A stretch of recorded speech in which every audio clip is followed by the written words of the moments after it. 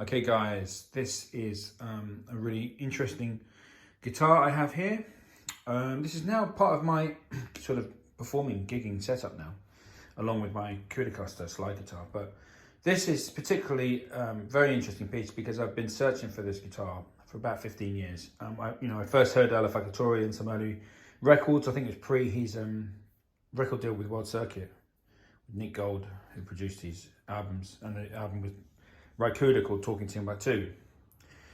But originally I think the first album was acoustic, but then he had this electric, which was called a Seiwa Powersonic. His one was blue, or dark blue or black. I can never really tell. I think maybe it's a black one, but sometimes it looks dark blue, very dark blue. And of course, the striking thing about this guitar is the speaker. I haven't actually set this up. I need to put some, because I play 11s and I think this has got 9s on it, but just to show you, so that's off. And that is on. So this thing, you can be in the Sahara Desert, away from any electricity source, and you can just play your music. There you go, without, it has a battery in the back, which I'll show you in a minute. So just Farka Toure played this guitar for so many years, and he didn't play another guitar. I mean, there's a photo of him with a Strat and a Telecaster, but generally, all his performances on YouTube, you'll always see this guitar with him. And I was intrigued as to why would he play what was essentially a cheap, at the time, Japanese sort of guitar when he could have had a more expensive American one. And I actually did a gig with this yesterday. I just performed one song with a friend, and it was kind of like an African blues sort of Sahara Desert sort of Malian vibe song, and I played an Farka Toure riff on it, and instantly, and I'll do a demo in the next video. I'll do a demo of this when it's all set up and stuff.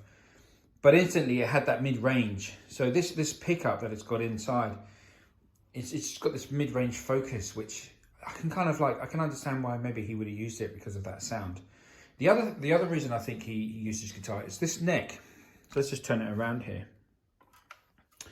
This neck is absolutely just perfection. It's like sometimes you get a neck, it's too fat, it's too wide, you can just get your hand around this quite easily, your thumb over. The thickness it's not thin, but it's not fat. It's just, I don't know, whoever the Japanese luthier that designed this, he's a very clever man or woman, because it's actually amazing.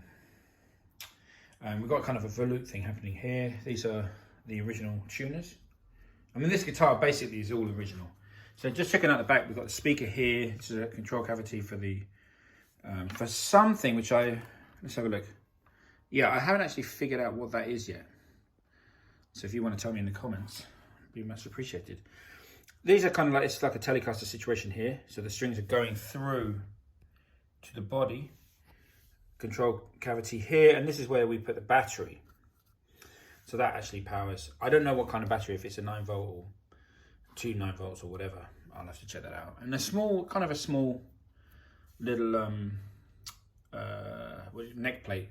And it's got, I don't know if you can see this, it's got somebody's name etched on there. Manu Carr. So if that's anybody, write me a message in the comments if you know who that is. So there you go. And it's got a few sort of chips here, but that's nice because it means, the guitar's been played. It hasn't just been sat there in a case. It's actually been played. It's quite heavy. Right, I'm guessing this is like 8.5 pounds. 8 pounds, 8.5 pounds. So it's not a light guitar. It's a heavy guitar. Quite a solid guitar. I love this bridge. A similar bridge was used on Washburn guitars in the 1980s. So this is the switch again for the speaker, or that's the speaker, and that's the output. And you can see here on this output jack that there seems to be a cord there, so you can power the speaker via an adapter. So that's amazing. You don't even need a battery. We've got mother of pearl dots, abalone I think they're called, I don't know. Nice frets, good fretwork. And this looks like to me Indian rosewood. I could be wrong there, but that is kind of the sort of telltale of, you know, streaks and sort of that porous look of Indian rosewood. I don't know how it's best to describe, but that's what I think. Yeah, but all in all, it's just a brilliant guitar. Very solidly made, heavy. I thought this would be really light, but it's quite heavy. Very solid.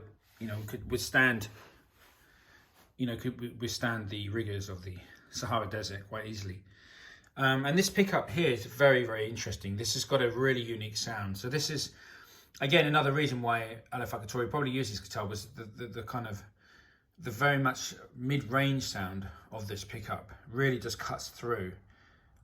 It's a very unique sound. I haven't heard it. This guitar just has a sound unto itself. You know, you can. I don't think you could replicate the sound with another guitar. It's really unique. So I'm just going to show you another guitar. This is because I thought I'd never find one of these guitars, to be honest. So I got this one made by the Bass Gallery. The guy that works at the Bass Gallery is called John Chapman. He's a amazing luthier there, and he made me this as a gigging guitar. So this is what I will still use because it's a beautiful guitar. It's got a 4 and a 2 situation on the headstock as opposed to a 3 side. And then it's got this is made with African woods like Wenge, African ebony. It's all African woods. But again, so this is what's really interesting is I'm gonna check out the readings of this pickup and then try and get something similar into this bridge so that they kind of have a similar sound. The scale length is they're both the same scale length, which was guesswork. And it has 2 ones missing. One of the knobs fell off. Yeah, so I'm going to try and get something similar, a similar pickup for this guitar, so they sound the same. The one mistake I made is this is a 22 fret and this is a 21 fret, you know. But I mean, this is not light either. It's lighter. It's a lot lighter than the Powersonic. Yeah, that's quite a bit heavier. But yeah, these are the 2 guitars which I have. There's 2 different Farka Toure tunings actually. And so now I can have the 2 different tunings on each of these guitars, you know, and I don't have to retune. So that's a cool thing. And so there you go. So I can use these at the gigs, and I use this alongside as well. This is quite funny, guys.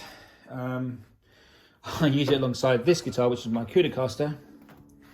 So essentially here you have Talking Timbuktu, because you have Raikuda and you have Farka Toure, you know, and it's nice to do a gig, you know, and play the Raikuda style and then have the guitar to play the Farka Toure style. So that's what's really cool about this these 2 guitars. So if you catch me at a gig doing my more world music sort of stuff, these are the 2 guitars I'll be playing. And this is the Navigator neck. But yeah, so that is this Seiwa Powersonic. Beautiful guitar. Amazing guitar, and much, you know, the quality in the 80s in these factories was absolutely outstanding. This is a really solidly built guitar. And beautiful neck, you know, just rings like a bell. I'm gonna get some 11s onto this guitar and then I'll be able to play it with my fat fingers. So there you go. Seiwa Powersonic.